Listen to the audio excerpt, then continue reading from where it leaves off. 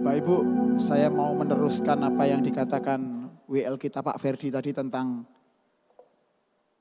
karpet ini. Kayaknya sederhana karpet itu. Tapi tahukah Bapak Ibu, beberapa bulan yang lalu ya, saya dan beberapa tim pengembalaan dan juga bendahara gereja itu nelongso. You know what is the meaning of nelongso?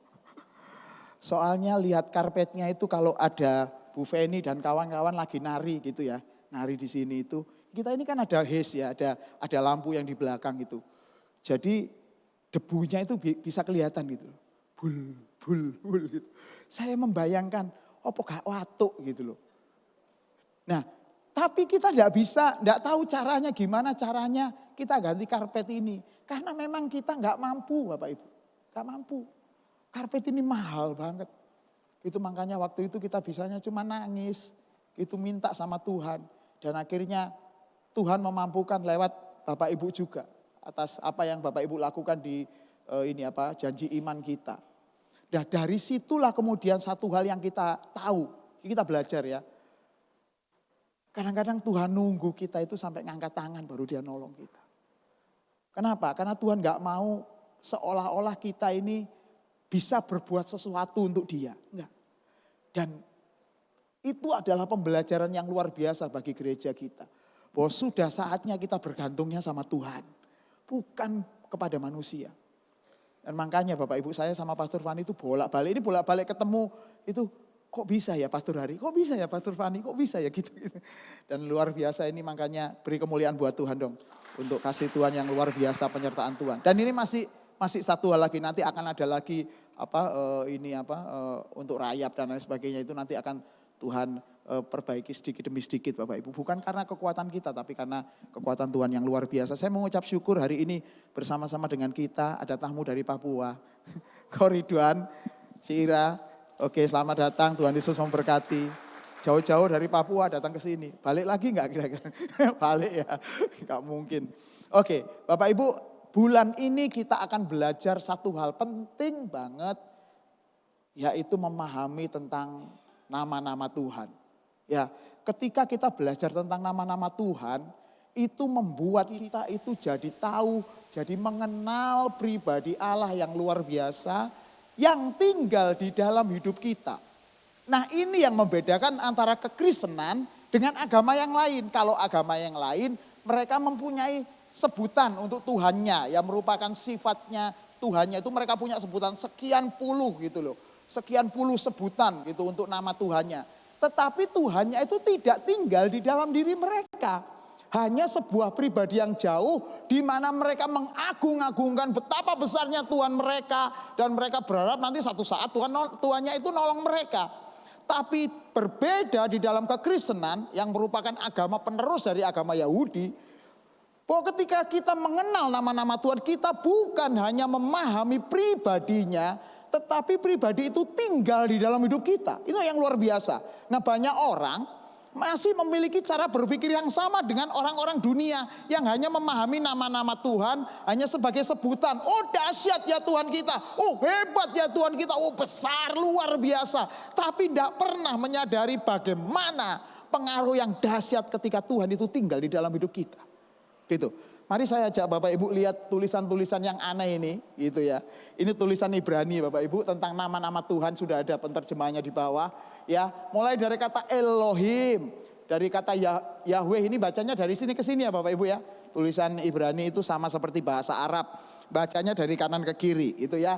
Ini Elohim, ini Yahweh, ini Adonai. Masalahnya begini Bapak Ibu, masalahnya begini. Sampai sekarang bangsa Israel sendiri sebagai pemilik nama ini, tulisan Ibrani ini, tidak pernah mengenal nama Tuhan yang sebenarnya.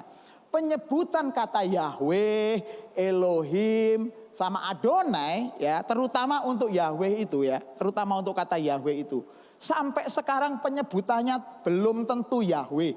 Bisa Yehova, bisa Yahweh, bisa Yehuwah, bisa apapun juga. Loh kok bisa seperti itu Pastor? Nah ini penyebabnya, ini Bapak Ibu mesti mendengar sesuatu yang penting.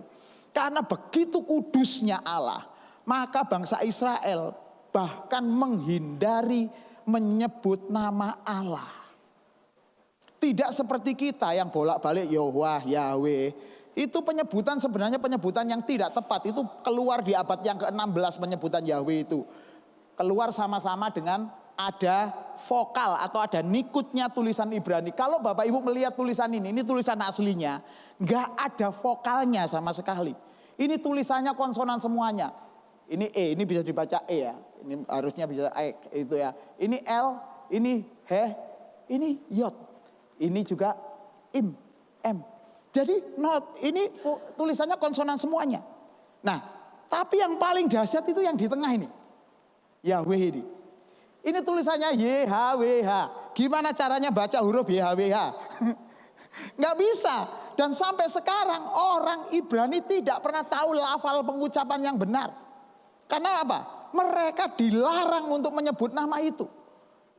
Kenapa sih pastor kok sampai dilarang? Dengar baik-baik ya Bapak Ibu. Karena begitu agungnya nama itu, maka tidak semua orang, tidak setiap orang berani menyebut nama itu. Penyebutan nama ini hanya kalau zaman dulu masih zaman ada bait Allah, hanya disebutkan sekali setahun oleh imam besar.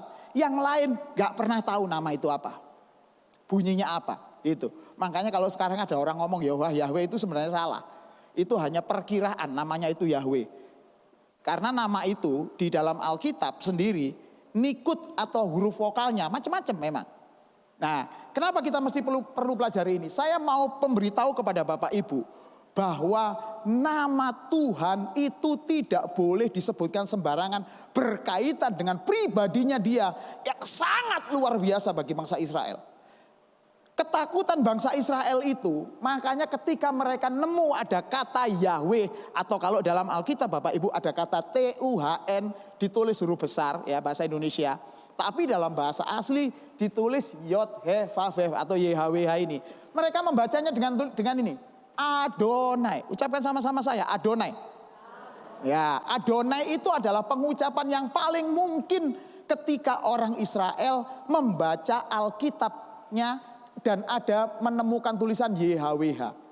Itu masih bentuk tulisan. Kalau Bapak Ibu mau lebih dahsyat lagi, ini orang Israel ya. Zaman dulu belum ada mesin cetak.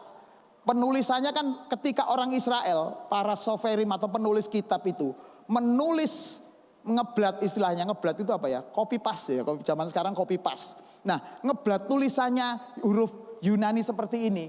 Ketika mereka ketemu dengan 4 huruf ini, maka apa yang mereka lakukan? Mereka mengganti tulisannya, penanya. Waktu itu belum ada pena tapi ada semacam kayak ada bulu gitu, ada bulu angsa atau bulu apa itu untuk nulis. Diganti, tintanya juga dibuang. Sebegitu kudusnya nama itu, sampai penghormatan orang Israel itu seperti itu. Membaca Adonai, menulis mereka pun juga sangat menghormati. Jadi makanya kenapa gulungan kitab itu mahal harganya pada zaman itu. Nah, kenapa pastor kita harus tahu ini? Nah, supaya Bapak Ibu tahu bahwa nama Tuhan ya, namanya saja luar biasa. Ada satu perintah dari Tuhan yang Bapak Ibu mesti tahu. Next. Ya. Tuhan adalah eksistensi pribadi yang besar. Di dalam Keluaran 20 ayat yang ke-7, sama-sama kita ini ya, baca sama-sama yuk ya. Supaya hari ini tidak saya aja yang ngomong. Karena saya mau ngomong sampai nanti siang, sampai ibadah 4. Ya, oke, ucapkan sama-sama. Yuk, Keluaran 20 ayat yang ke-7. 2, 3. Jangan nama Tuhan Allahmu dengan sembarangan. Sebab Tuhan akan memandang bersalah orang yang menyebut namanya dengan sembarangan. Cuman menyebut nama, kenapa bagi Tuhan jadi ribet? Nggak boleh sembarangan, kan gitu kan? Nah, Bapak Ibu mesti ingat, di dalam tradisi orang Israel, tradisinya orang Ibrani, menyebut nama itu berarti menyebut pribadinya dia. Jadi mereka berhati-hati sekali menyebut nama. Ketika ada larangan, ini adalah Taurat ya, larangan Taurat, hukum Taurat yang keempat. Jangan menyebut nama Tuhan Allahmu dengan sembarangan. Mereka dari sinilah tidak berani menyebut nama Yahweh. Bapak Ibu bisa lihat ini ya. Nama Tuhan Allahmu, ada 2 kata yang disandingkan. Tuhan, Tuhan, Yahweh, ini di sini tulisannya sama kayak tadi ya.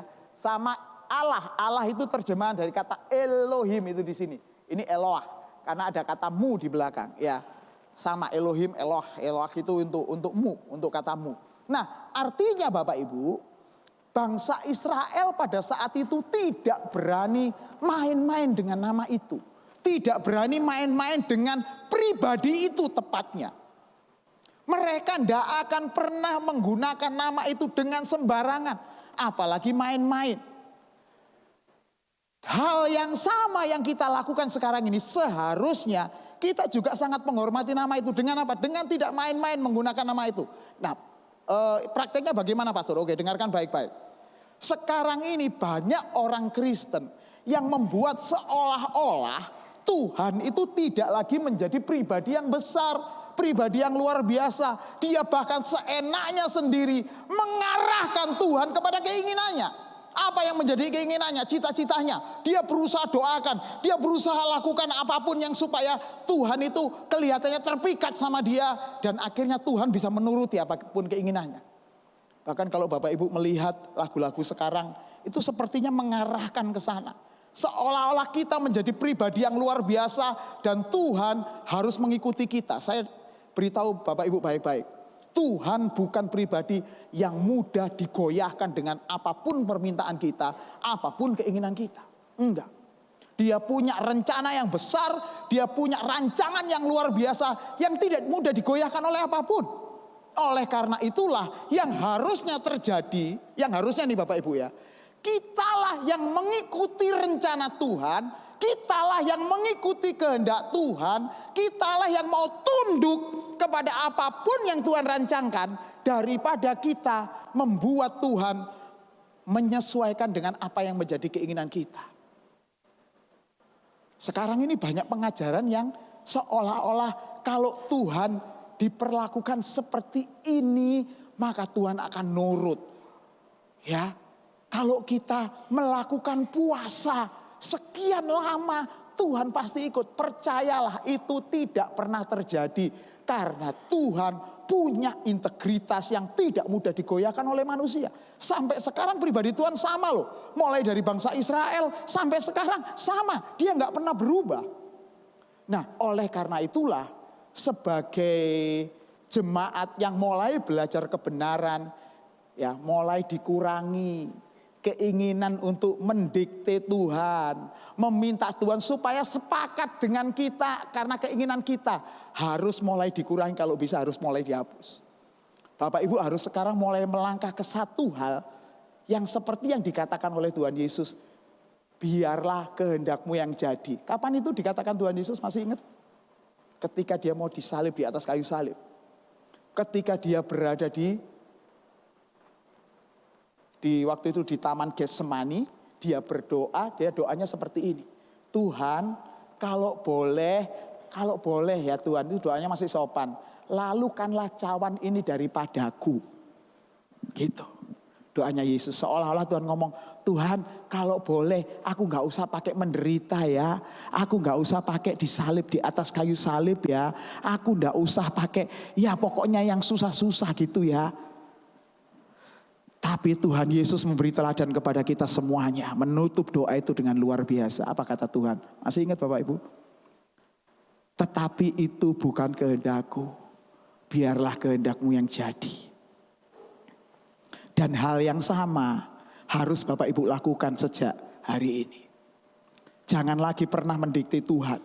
Belajar yang paling penting, belajar untuk mengerti kehendak Tuhan dulu. Dan kita setia berjalan di dalamnya. Itu. Ketika kita belajar tentang nama Tuhan ini, nama-nama Tuhan ini, Bapak Ibu mesti perlu tahu bahwa dia itu memiliki eksistensi yang luar biasa, pribadi yang luar biasa, yang tak mudah digoyahkan oleh apapun. Mau kita berdoa seperti apa, kalaupun itu pas sama Tuhan gak apa-apa, kalau gak pas itu loh. Makanya kenapa banyak orang Kristen yang kecewa sama Tuhan.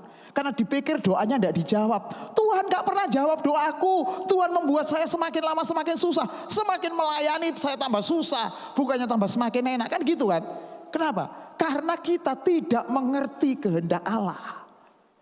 Jangankan mengerti kehendak Allah. Apa itu kehendak Allah, kita juga banyak yang gak tahu. Oleh karena itulah Bapak Ibu mesti setia belajar kebenaran.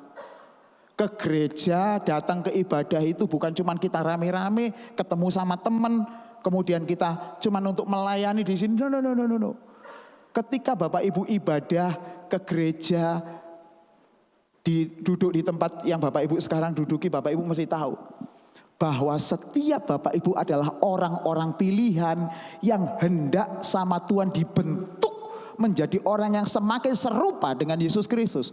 Maka Bapak Ibu, siapapun yang khotbah di sini, atau di sini ya, mungkin di sini atau di bawah, siapapun yang khotbah di sini, itu adalah utusan Tuhan, dutanya Tuhan untuk menyampaikan kebenaran kepada Bapak Ibu.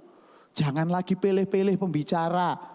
Nek pembicaranya si A, saya nggak mau datang ke gereja A. Kalau si B, saya mau datang.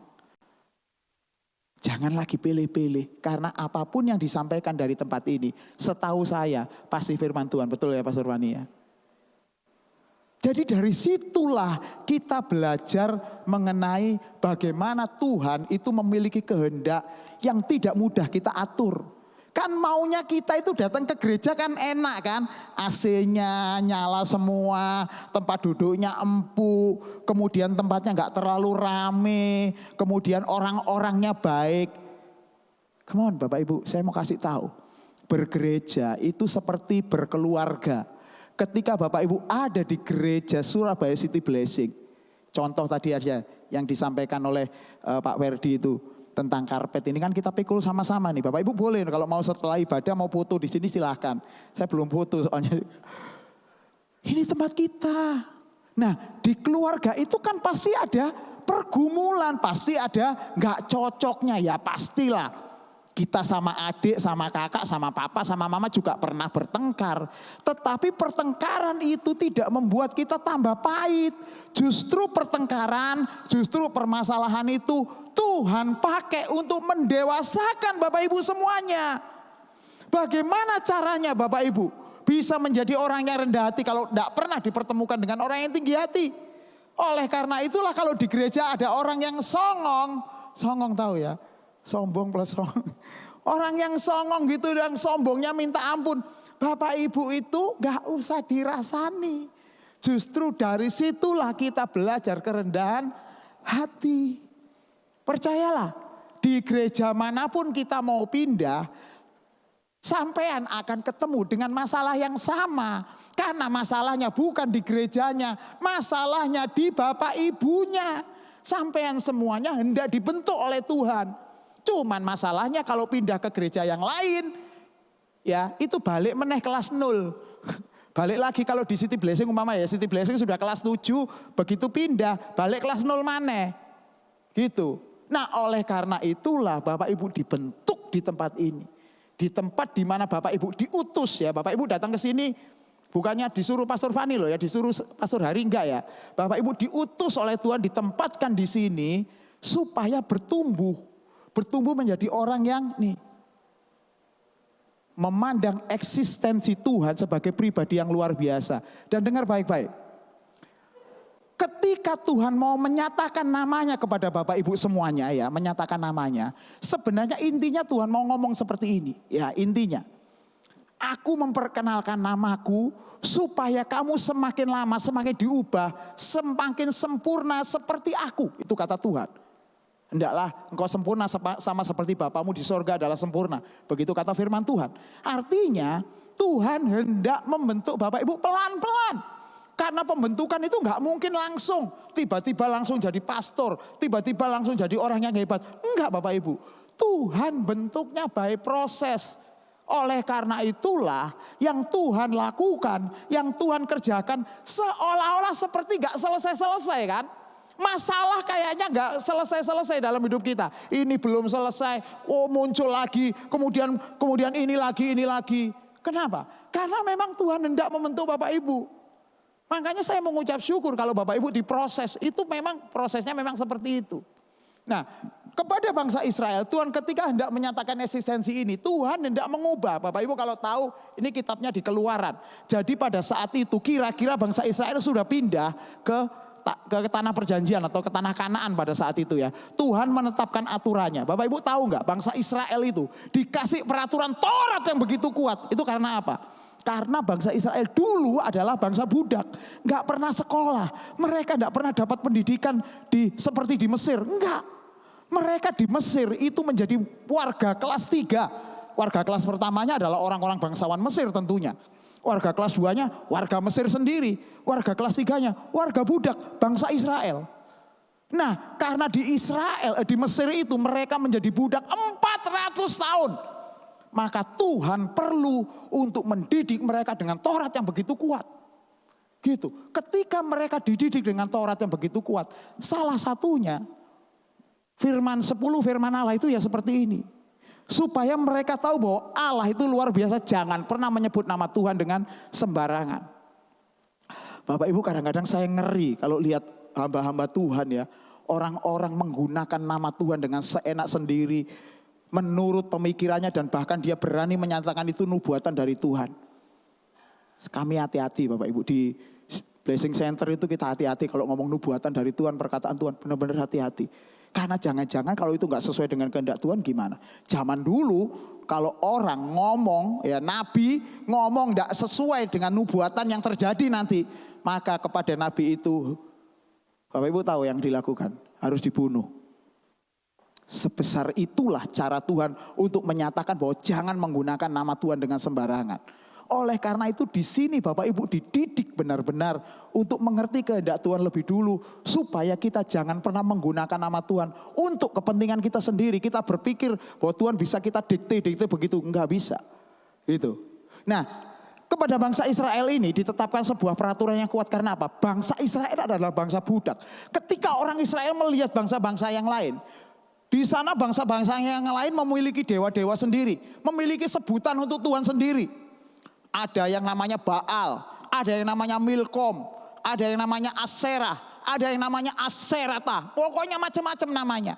Maka Tuhan pada saat itu memperkenalkan dirinya dengan sebuah sebutan. Ya, sebuah nama, tapi itu bukan nama yang khusus karena Allah itu pasti melebihi namanya. Maka bangsa Israel ketika Nabi Musa bertanya, Tuhan, kalau aku ditanya sama bangsa-bangsa lain yang sudah memiliki Tuhannya memiliki nama itu, aku sebut namamu dengan nama apa? Maka Tuhan memperkenalkan dirinya dengan nama Ani Yahweh. Aku adalah Yahweh, sebutlah Yahweh. Tapi sebenarnya itu bukan aslinya namanya Tuhan, karena aslinya nggak pernah diketahui. Gitu Bapak Ibu ya. Nah, oleh karena itulah Tuhan menetapkan supaya mereka orang Israel jangan pernah menyembah nama-nama Tuhan yang lain. Jangan pernah mereka berdoa. Jangan pernah mereka berbakti kepada nama-nama Tuhan yang lain. Karena bagi Tuhan itu adalah sebuah kekejian, kejijikan. Bahkan dikatakan seperti perzinahan. Jadi kalau di Alkitab Perjanjian Lama bicara tentang perzinahan itu pasti melambangkan bagaimana bangsa Israel tidak boleh berzina dengan dewa-dewanya bangsa yang lain. Sampai sekarang Tuhan juga melakukan hal yang sama kepada kita Bapak Ibu. Ketika Bapak Ibu menjadi orang percaya, Tuhan hanya mau Bapak Ibu itu menjadi miliknya Tuhan. Katakan amin. Menjadi miliknya Tuhan, tidak menjadi miliknya orang yang lain. Mari kita lihat nas Alkitab yang luar biasa yang kita sekarang kenal. Allah versus Mamon. Matius 6 ayat 24. Tak seorang pun dapat mengabdi kepada dua Tuhan. Karena jika demikian ia akan membenci yang seorang dan akan mengasihi yang lain. Atau ia akan setia kepada yang seorang dan tidak mengindahkan yang lain. Kamu tidak dapat mengabdi kepada Allah dan kepada Mamon. Tadi yang pertama, ya, pelajaran pertama adalah belajar untuk menghayati bahwa Tuhan itu luar biasa. Eksistensi Tuhan luar biasa. Harus kita ketahui itu. Bukan diri kita ya. Di dalam kekristenan sekali lagi. Di dalam kekristenan bukan diri kita yang semakin bertambah. Lalu Tuhan semakin berkurang, kebalik. Di dalam kekristenan itu kita yang semakin berkurang. Yesus semakin bertambah. Eksistensi Tuhan harus semakin nampak. Nah yang kedua yang ini penting. Tidak boleh seorang pun mengabdi kepada dua Tuhan. Kalau zaman dulu orang Israel dilarang untuk memiliki Baal. Terus kemudian juga memiliki Yahweh. Bapak Ibu masih ingat ya, Harun ketika itu pernah pada satu saat ketika Musa pergi ke Gunung Sinai, Dia minta kepada seluruh bangsa Israel untuk membuat patung lembu emas. Disitulah kemarahan Tuhan memuncak. Dan Musa pada saat itu sampai melemparkan 2 loh batu ke arah bangsa Israel. Itu merupakan bukti bahwa Tuhan sama sekali tidak mengizinkan orang yang percaya kepadanya memiliki 2 tuan atau 2 majikan. Kata Tuhan itu menggunakan kata Adonai. Sama kan seperti yang di perjanjian lama tadi. Itu merujuk kepada kata Tuhan. Jadi artinya kalau Bapak Ibu percaya pada Yesus sebagai Tuhan dan Juru Selamat, ya, kalau Juru Selamatnya sudah beres, kita percaya bahwa Yesus sudah menebus dosa kita. Permasalahannya yang pertama tadi, kalau kita percaya bahwa Yesus itu sebagai Tuhan, artinya Dia adalah majikan agung kita dan kita hambanya. Makanya jangan pernah dibalik. Dibalik maksudnya seperti ini loh. Seolah-olah Tuhan harus ngikuti keinginan kita. Ini penyesatan, benar-benar penyesatan loh Pak Bu. Kita harus mengembalikan Tuhan di tempat yang benar. Percaya Yesus sebagai Tuhan itu artinya menjadikan Yesus itu sebagai majikan agung kita. Di mana Dia berfirman dan kita melakukan dengan setia. Di bagian ini orang Kristen juga perlu belajar. Sekali lagi ya, Tuhannya kekristenan tidak sama dengan Tuhannya orang lain. Kalau Tuhannya orang lain dipuja-puja, kemudian diberi persembahan, supaya Tuhannya nanti tidak marah, supaya Tuhannya memberkati dia, supaya Tuhannya mereka itu menyediakan apa yang diinginkan. Tuhan kekristenan tidak seperti itu. Kalau Bapak Ibu menganggap sama, berarti menyamakan Tuhan dengan Gunung Kawi. Siapa di sini yang pernah ke Gunung Kawi selain saya? Saya pernah ke Gunung Kawi, Lapo, Pastor. Ya saya wisata aja, cuma pengen tahu aja. Di sana itu orang nyembah Tuhan, dibawain petik putih, sego putih, pokoknya sembarang sing putih-putih gitu ya. Dibawain supaya Tuhannya seneng dan mereka punya keinginan sesuatu keinginan yang mereka naikkan. Ada di sana itu ya, di sebuah tempat ibadah, ono lilin gedene sak Pak Kris. Pak Kris mana Pak Kris? Oh iya Pak Kris. Lilin itu gedenya sak Pak Kris gitu. Pak Kris dan Pak Seno, sebelahnya Pak Kris, sebelahnya Pak Seno. Gede-gede lilinnya itu. Nah itu lilinnya sopo? Lilinnya orang Surabaya. Lilin sebesar itu setahun diobong gak entek. Kenapa mereka sampai memberikan lilin yang sebesar itu? Karena mereka kepingin tokonya laris. Dan sampai sekarang tokonya laris. Sampai sekarang. Saya tidak bisa sebutin tokonya, soalnya nanti kan ini ini kan di internet. Nanti dikira pelecehan saya. Nah, sampai sekarang artinya Bapak Ibu, orang lain pun, ilah yang lain pun, kalau mau memberi rezeki, ya bisa. Bisa. Saya pernah ketemu ya, teman pelayanan saya yang dulu pernah pelayanan di salah satu gereja itu di Surabaya. Kok lama dia enggak pernah kelihatan di gereja. Satu saat saya ketemu di Norton Bapak Ibu. Ketemu di Norton. Kok ya apa kabar? Oh baik, ngomong sama saya. Baik, kamu sekarang kok yang ngomong saya. Kok enggak pernah ketemu di gereja? Enggak. Kamu sekarang sih ke gereja? Iya masih ke gereja. Masih melayani Tuhan. Aku sekarang sudah enggak melok gereja. Loh apa aku? Gak enak suwi. Kalau saya doa itu dikabulkannya lama. Malah kadang-kadang enggak dikabulkan. Nah saya ini melok apa? Melok agama Tao. Saudara tahu agama Tao? Ya nanti dicarilah di rumah. Agama Tao. Itu enak, doanya cepet. Paling seminggu, paling lama seminggu itu dikabulkan. Gitu katanya dia. Melok tapi saya melok aku enak. Nawari saya ikut gitu. Jadi kalau Bapak Ibu mengiring Tuhan, percaya kepada Tuhan hanya untuk dapatkan sesuatu dari Tuhan, pengen sesuatu dari Tuhan, Bapak Ibu nggak ubahnya dengan orang-orang yang memiliki dewa-dewa yang di sono, yang di Gunung Kawi dan lain sebagainya. Ketika Bapak Ibu ini dipilih untuk menjadi umat Tuhan, terpilih menjadi umat Tuhan, maka apa yang Bapak Ibu harus lakukan? Kita menyingkirkan semua dewa-dewa. Nah, di dalam perjanjian baru, kita ini umat perjanjian baru Bapak Ibu. Dewanya dinamakan Mamon. Saudara tahu Mamon apa kan? Mamon itu kekayaan. Jadi dari awal Tuhan sudah menyatakan hati-hati dengan yang namanya harta. Karena banyak orang rupanya hidup dalam 2 kaki seperti ini. Mau mengabdi kepada Tuhan tapi juga mau mengabdi kepada mamon. Nggak bisa. Alkitab menulis tak seorang pun dapat mengabdi kepada dua Tuhan. Menggunakan kata duoleo. Duoleo artinya menjadi hamba. Menjadi orang-orang yang harusnya melakukan sesuatu untuk tuannya. Nggak mungkin bisa. Nah, artinya Bapak Ibu, mulai dari sekarang belajar untuk melepaskan cinta kita kepada harta kita. Melepaskan cinta kita kepada harta itu bukan saya ngajak Bapak Ibu untuk bawalah semua uangmu ke gereja. Enggak, saya enggak ngajak kayak gitu. Itu ajakan yang salah. Cinta kita terhadap harta harus belajar untuk kita lepaskan. Ketika Bapak Ibu memahami bahwa Tuhan Allah kita adalah Allah yang luar biasa yang tinggal di dalam hidup kita, maka belajarlah secepatnya untuk melepaskan diri dari segala milik. Karena toh kalau Bapak Ibu tidak belajar melepaskan, nanti satu saat akan Bapak Ibu lepaskan. Kapan itu? Ketika kita mati. Gak ada orang mati nggowo omai. Kecuali bekecot. Masih mati omai digowo. Sampean kan duduk bekecot kan? Gitu. Artinya walaupun rumah segede apapun, mobil sebagus apapun, perhiasan gelang keroncong sebanyak apapun, jam tangan regone ratusan juta, nanti tidak akan pernah menemani Bapak Ibu sampai kekekalan. Enggak. Oleh karena itulah kekristenan itu mengajarkan Bapak Ibu supaya melepaskan cinta kita terhadap harta. Nanti impactnya seperti apa? Impactnya besar banget.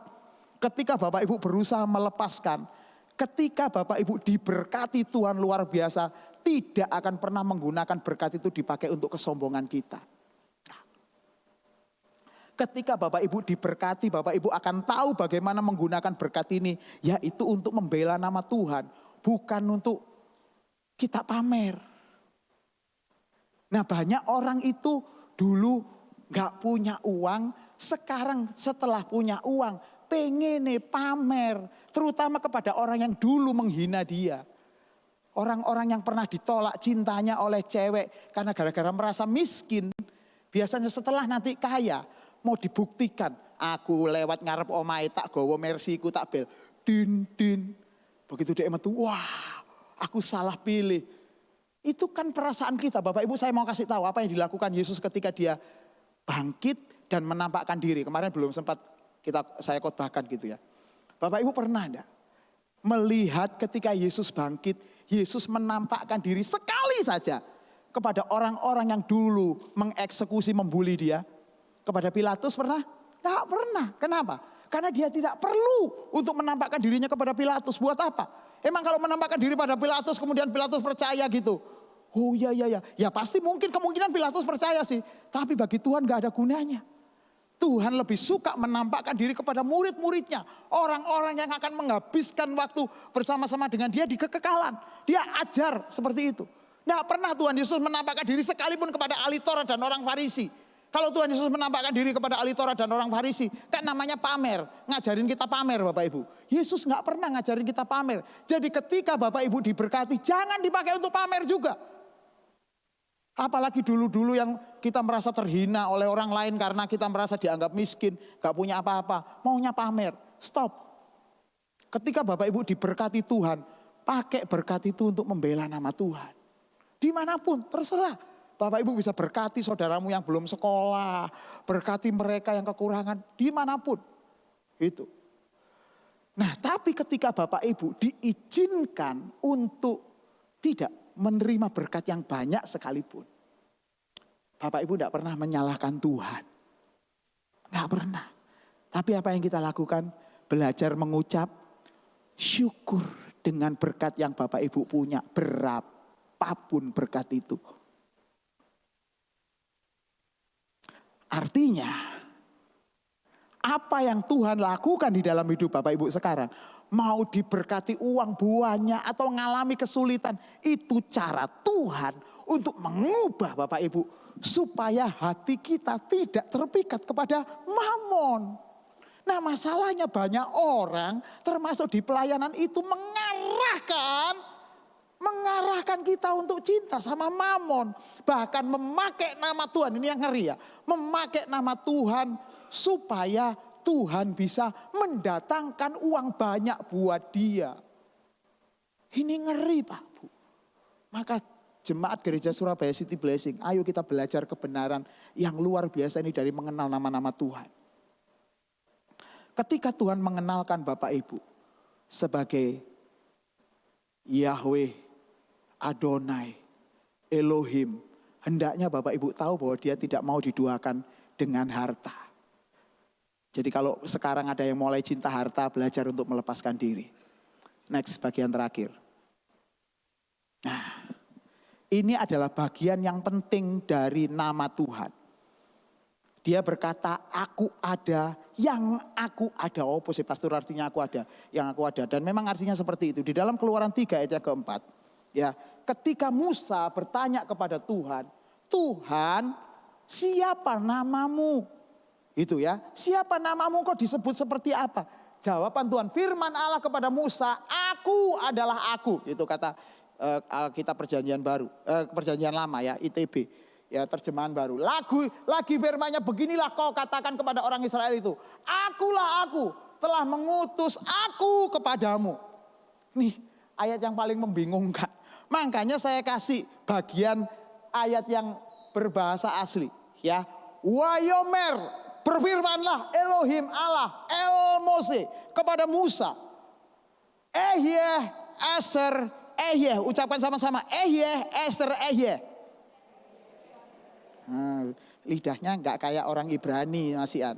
Ehyeh, Eser, Ehyeh. Mau Pastor Hari kok tahu apa? Ehyeh, Eser, Ehyeh. Nah, ini kata penting Bapak Ibu. Ketika Tuhan ditanya ya, Tuhan, aku mesti memperkenalkan namamu siapa? Kata Tuhan, Ehyeh, Eser, Ehyeh. Artinya bukan hanya aku adalah aku, tetapi berbicara mengenai keberadaan Tuhan yang ada dari dulu, sekarang, dan sampai selama-lamanya. Aku ada, yang aku akan ada nanti. Artinya Tuhan sedang menyatakan bahwa dirinya itu adalah Allah yang kekal. Tidak seperti Allah-Allah yang lain. Nah Bapak Ibu dalam hal ini mesti tahu bahwa sebenarnya Bapak Ibu itu dipilih oleh Tuhan menjadi orang percaya itu bukan hanya untuk kehidupan di dunia ini. Permasalahannya kenapa orang cinta dunia? Permasalahannya kenapa orang cinta mamon? Karena takut di dunia itu nanti hidupnya susah. Bapak Ibu perlu ketahui bahwa orang pilihan Tuhan sama Tuhan disiapkan untuk sesuatu yang besar. Yaitu hidup di dalam kerajaan Allah selama-lamanya. Tapi gak enak Pastor kalau bisa kecil dimanja, muda, kaya raya, mati masuk surga. Mintanya kan seperti itu kan. Nah saya mau kasih tahu Bapak Ibu. Untuk kita, pengharapan kita adalah pengharapan di dalam kekekalan. Oleh karena itulah Bapak Ibu disiapkan sejak sekarang untuk semakin serupa dengan Tuhan Yesus Kristus. Jadi alasan untuk serupa dengan Tuhan Yesus Kristus itu bukan cuma karena kita ingin mengikuti aturannya Tuhan. Bukan, karena memang Tuhan sedang mempersiapkan Bapak Ibu. Oleh karena itulah segala sesuatu dilepaskan. Kecintaan kita kepada uang, kepada harta harus dilepaskan. Karena toh nanti akan kita lepaskan. Masih masuk akal ya Bapak Ibu? Bisa make sense ya? Makanya kenapa Tuhan ngajar Bapak Ibu untuk melepaskan segala sesuatu? Karena dia ingin supaya Bapak Ibu memperoleh harta yang sesungguhnya. Yesus itu harta yang sesungguhnya. Cari Yesus, cari kebenaran firman Allah, cari kerajaan Allah. Itu yang membuat kita tertarik. Membuat kita terpikat itu harta di sorga, bukan harta di dunia ini. Itu yang sedang Tuhan Yesus ajarkan. Maka ketika dia berkata, Ehyeh, Eser, Ehyeh, dia sedang menyatakan bahwa dirinya adalah Allah yang akan ada. Kata Yahweh ini ya di sini, Bapak Ibu kan ini tulisannya yang sering kita lihat ini tulisan Ibrani. Ini ya, tulisan Ibrani baru. Ini tulisan Ibrani modern Bapak Ibu. Sebenarnya ada tulisan Ibrani yang lebih kuno. Itu namanya Paleo Hebrew. Setengah mati belajarnya itu di sekolah teologi. Gak pernah diajarkan ya Pak Adi ya. Gak pernah diajarin Paleo Hebrew. Ya kita mesti belajar sendiri. Nah itu sama juga. Menyatakan betapa kekalnya Allah kita. Dan Allah yang kekal itu. Namanya sering kita sebut. Next, terakhir. Ya, Jehovah Jireh. Jehovah Sama, Jehovah Shalom, Jehovah Sebaot, Jehovah Nisi dan lain sebagainya. Bapak Ibu bisa baca di sini, kalau mau dapat tulisannya ini bisa minta di Samuel nanti di belakang. Gunanya apa kita tahu nama ini? Gunanya apa kita mengenal nama-nama ini? Saya mau kasih tahu. Tuhan yang luar biasa ini sekarang tinggal di dalam hidup Bapak Ibu. Amin. Dan itu yang tidak akan ditemukan di agama-agama yang lain. Jadi Bapak Ibu ini orang-orang pilihan yang luar biasa. Ketahuilah bahwa Allah yang luar biasa itu sekarang tinggal dalam hidup kita. Apa akibatnya kalau Allah yang luar biasa tinggal dalam hidup kita? Yang pertama, kita nggak perlu takut lagi. Nggak perlu takut. Menghadapi kehidupan ini walaupun saudara dihina, mau direndahkan sama orang lain, percayalah bahwa ketika kita dihina, disitulah Tuhan sedang mempersiapkan Bapak Ibu untuk menjadi orang-orang yang belajar rendah hati. Jadi bukannya kalau dihina nggak terima, aduh gereja ini isinya orang menghina semua. No. Oh.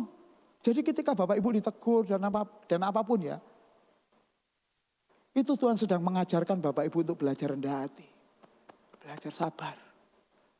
Belajar mengasihi Tuhan. Ketika Bapak Ibu diajarkan untuk sampai nggak punya apa-apa sekalipun, dengar baik-baik. Tuhan mengajarkan kepada Bapak Ibu bahwa yang tinggal dalam hidup kita kan Allah yang luar biasa, yang tidak pernah meninggalkan kita. Belajar untuk bergantungnya sama Tuhan, bukan sama orang lain. Oleh karena itulah, contoh ya, saya kasih contoh ini. Jehovah Jireh, Tuhan menyediakan. Sebenarnya intinya Tuhan melihat sama, Tuhan menyediakan. Artinya kalaupun kita pernah ngalami masa-masa di mana sekarang ini kan banyak orang PHK, cari kerja susah, sulit. Ketika Bapak Ibu diizinkan untuk sampai nggak punya apa-apa, dengar baik-baik. Jehovah Jireh itu ada di dalammu. Dan dia akan melakukan sesuatu yang besar dalam diri. Gak perlu takut, pastor aku mangan opo sesuk, mangan sego minimal. Kalau Bapak Ibu sampai gak esok mangan budalo nang gereja, Bu Sugi nanti yang nyediakan nasi. Amin. Bu Sugi, mana Bu Sugi? Bu Feni. Nah, kalau nasi aja di gereja itu ada kok. Gitu. Tuhan menyediakan. Nah masalahnya kadang kita takut. Kenapa? Karena kita melihat dunia ini lebih menakutkan. Saya kasih tahu Bapak Ibu, Tuhan yang besar itu tadi, Jehovah, Elohim, Adonai, itu tinggal dalam hidupnya Bapak Ibu. Apa yang perlu kita takutkan lagi? Permasalahannya, kita percaya enggak bahwa Tuhan itu menyediakan? Itu masalahnya. Apalagi yang bawah nih, Tuhan penyembuhku. Kemarin, hari Rabu kemarin, saya waktu sekolah, waktu ngajar itu, saya baru buka handphone saya itu jam 12, sekitar jam 12-an. Saya kaget. Salah satu anggota jemaat kita Pak Ruus meninggal. Pastor Fani tadi cerita, saya punya fotonya Pak Ruus terakhir kali dia di gereja. Pastor saya juga punya fotonya Pak Ruus, Jumatnya itu ke Kersel. Dia jalan mulai dari rumahnya ke tempatnya Bu Eni. Untuk Kersel itu juga tempatnya sebenarnya gak terlalu jauh. Tapi karena Pak Ruus sakit, dia mencoba untuk berangkat. Dan dia nyampe di tempat Kersel. Loh, kok pada akhirnya mati Pastor? Saya kasih tahu Bapak Ibu ya. Kematian buat orang yang percaya bukan malah petaka. Kematian buat orang percaya adalah berpulangnya kekasih-kekasih Tuhan di rumah Allah yang kekal.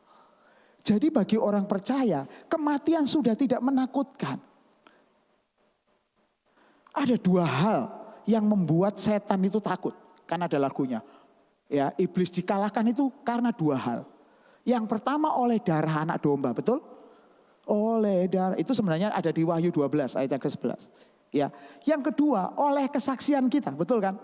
Nah, banyak orang mikir kesaksian itu cuma di depan. Saudara-saudara, saya sudah ditolong Tuhan, mobil saya baru. Puji Tuhan, haleluya.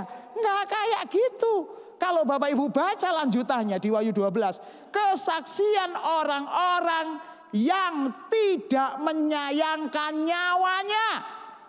Artinya bagi orang yang percaya harus sekarang itu kematian jangan lagi menjadi sesuatu yang menakutkan buat Bapak Ibu. Karena kematian kita adalah kepulangan kita ke rumah Bapa di sorga. Jadi ketika firman Tuhan berkata Jehovah Rafa, Tuhan penyembuhku, apapun yang terjadi dalam hidup Bapak Ibu. walaupun masih sakit, bahkan sampai kematian sekalipun, Tuhan adalah Allah yang menyembuhkan kita. Dan Allah itu tinggal di dalam hidup kita. Jadi kalaupun saudara sakit, tetap bersyukur. Yes. Kalaupun kita sampai ngalami kematian, tetap bersyukur. Yes. Itu. Makanya bahaya ya kalau kita ini pokoknya sembuh. Itu kan bahaya Bapak Ibu. Karena kesembuhan kita sebenarnya artinya banyak kalau kesembuhan orang percaya. Terakhir ya, Jehovah Nisi, Tuhan Panjiku. Apa sih artinya Tuhan Panjiku? Panji itu kayak kalau bahasa sederhananya spanduk gitu. Zaman dulu di orang Israel, ketika spanduk itu dinaikkan, itu artinya bangsa itu mengalami kemenangan. Dan Tuhan yang sama, yang tinggal dalam hidup Bapak Ibu, selalu mendatangkan kemenangan buat Bapak Ibu semua. Saya minta tolong pemain musik untuk maju ke depan. Mengapa Bapak Ibu selalu diberikan kemenangan-kemenangan yang seperti itu? Dengar baik-baik. Karena ketika kita orang percaya, Bapak Ibu jadi miliknya Tuhan. Sekarang jadi miliknya Tuhan. Penebusan darah Tuhan Yesus 2000 tahun yang lalu membuat Bapak Ibu sekarang jadi miliknya Tuhan. Artinya tubuh kita sekarang bukan milik kita sendiri. Tubuh kita sekarang jadi miliknya Tuhan. Jadi pakailah seluruh tubuhmu hanya untuk kemuliaan Tuhan. Jangan dibalik ya, Tuhan disuruh ngikuti kita, enggak. Tapi buatlah dirimu, pakailah hidupmu, gunakan seluruh potensi dalam hidupmu untuk kemuliaan Allah. Itu artinya kita menjadi milikmu.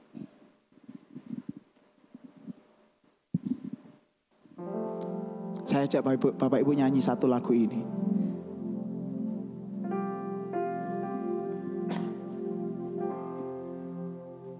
Oleh karena salibmu,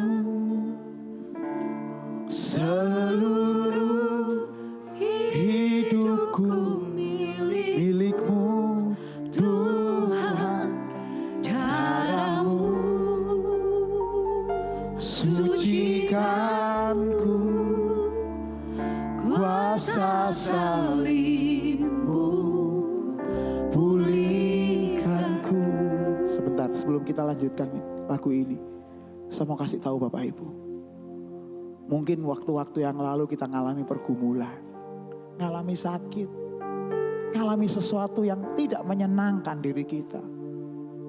Pertengkaran mungkin dengan pasangan, atau mungkin dengan anak kita, dengan cucu kita. Saya mau kasih tahu Bapak Ibu, Yesus yang sama, Allah yang sama sekarang tinggal dalam hidup Bapak Ibu.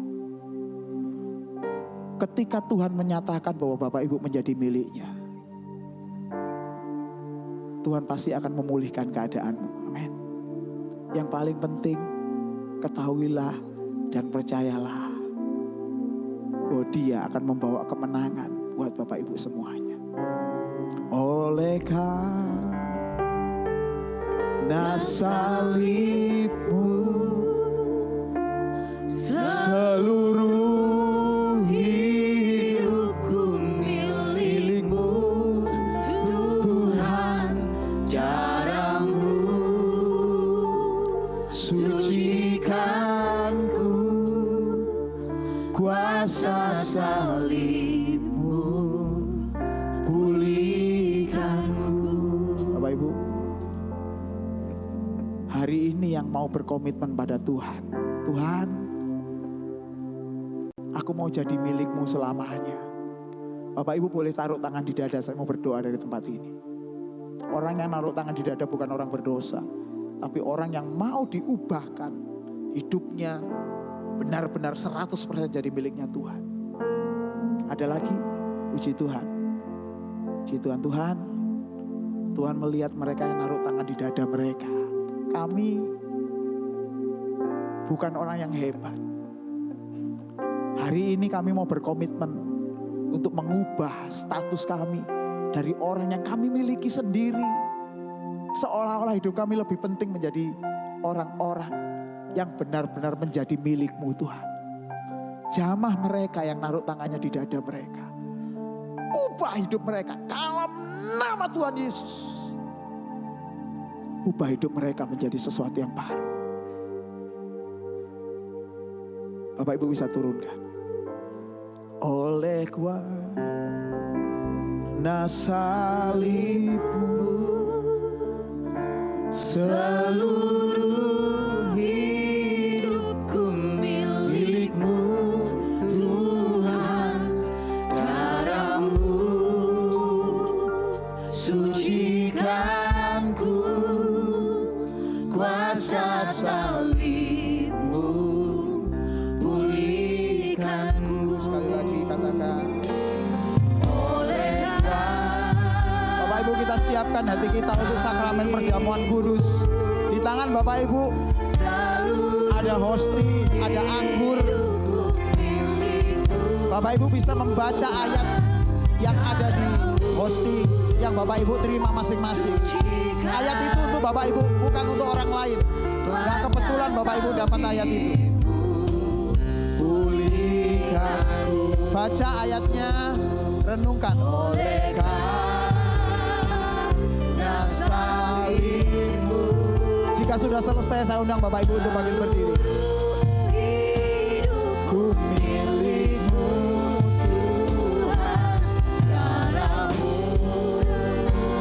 sucikanku, kuasa salibmu pulih. Sambil bersyukur katakan, oleh karena salibmu Tuhan, seluruh hidup kami jadi milikmu. Hidupku milikmu Tuhan, darahmu sucikanku, kuasa salibmu. Sambil bersyukur, angkat wajah kita ke arah Tuhan. Katakan, oleh karena salibmu. Darahmu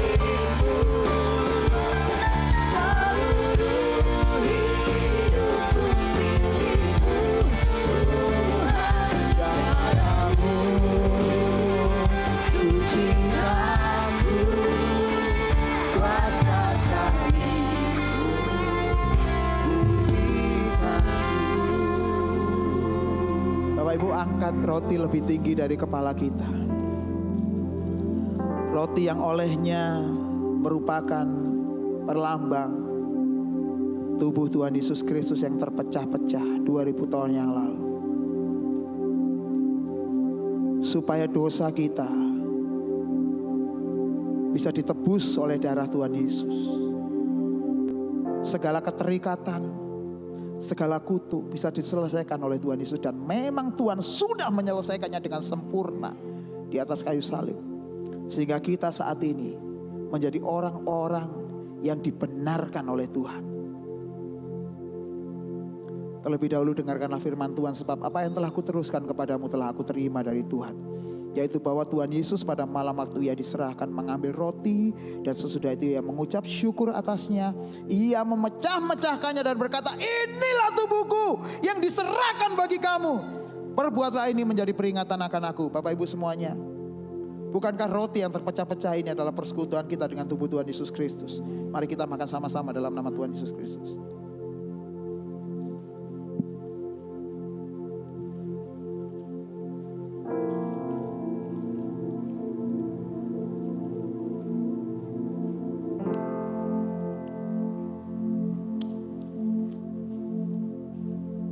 Siapkan cawan yang sudah Bapak Ibu kupas silnya. Kalau sudah selesai,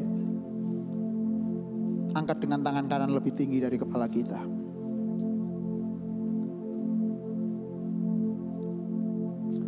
Cawan yang olehnya kita telah ditebus oleh darah Tuhan Yesus Kristus 2000 tahun yang lalu. Dan dengan darah itu segala kutuk sakit penyakit, segala kutuk kesedihan, segala kutuk yang tidak menyenangkan di dalam kehidupan kita, Tuhan ganti dengan penyertaannya yang luar biasa, kemenangan, pemulihan,